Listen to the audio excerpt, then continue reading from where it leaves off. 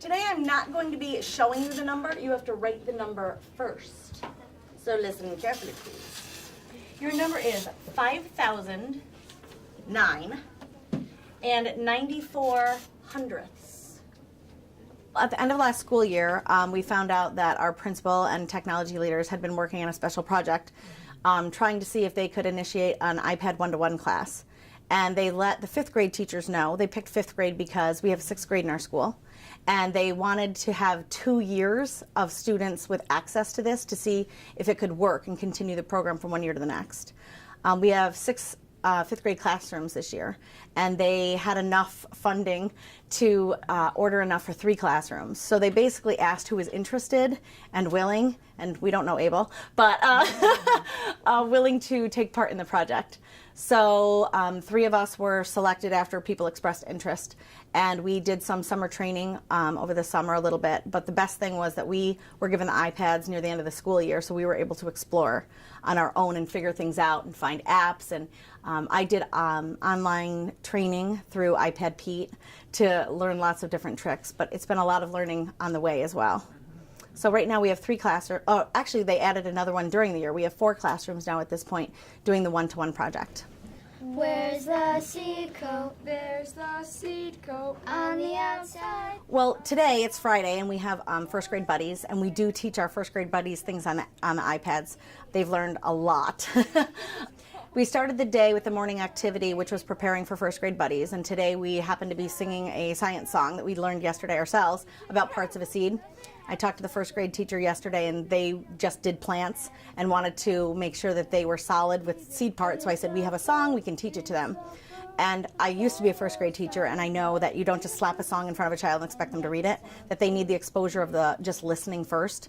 So the students had to work with a partner in some small group just to sing the song so they can actually play that for the students. Normally I would just say sing the song to your 1st grade buddy, but it happens to be a song that seesaws back and forth between 2 parts. So that's the reason that we videotape that, so when they're one-on-one with their 1st grade buddy and their iPad, they can play that and have that song be heard in the different parts.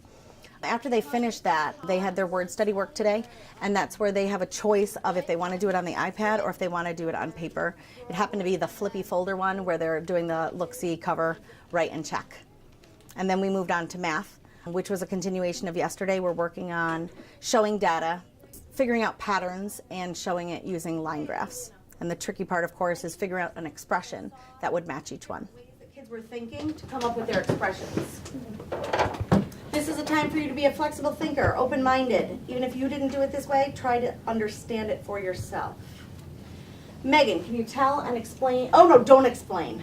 Just tell me what you have as your expression. 0 plus 2. With iPads and technology in general, including the smartboard, it just allows a lot of flexibility.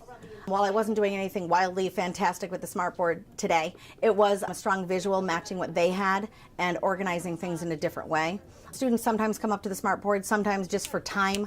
I just ask them for answers and write it myself just to keep things moving along. The students with their iPads, they can flip back from page to page easily. There's a feature that some of them use where it shows the small pages on the left side, so they can move from page to page very easily or actually see the small version of the page while they're working on a different page on their iPad. There's a lot of flexibility with that. Expression. So you start with 2 pennies in the jar, and then it's literally counting by 2s, but then you had to do the equation too, and then you had to answer questions and then graph it. Another thing that is easily done with the way that this math series is set up is some differentiation, especially today. Some of it's self-differentiating, where when students see the expression, some just see it as an addition problem, which is fine. They're noticing a pattern.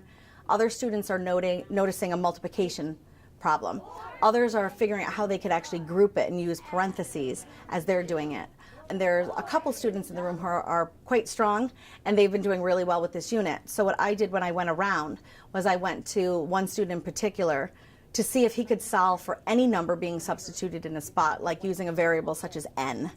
When he first got it, he goes, I've got this whole thing, I've got it. And I said, great, now what would it be for n? And he went, oh. So it's just making sure you know what your kids need and giving them what they need. Learning isn't just about the iPads. Having the iPads is just another tool to use to help kids learn and get information in, but also very importantly expressing themselves in different ways. We found that probably even the best way of using the iPads is having them share what they're learning through it, through videos that they create, or even sometimes they will even email each other at home if they're stuck on something. They'll email me at home. Like I check my emails all the time. I'm a little obsessive with it. If they're stuck on a problem, I just pop them an email back, or I can even make a video at home sitting on my couch and just say something for 15 seconds, email it to them, and then they can get it. So that's something that you can't do without some sort of technology base. But it definitely doesn't have to be an iPad.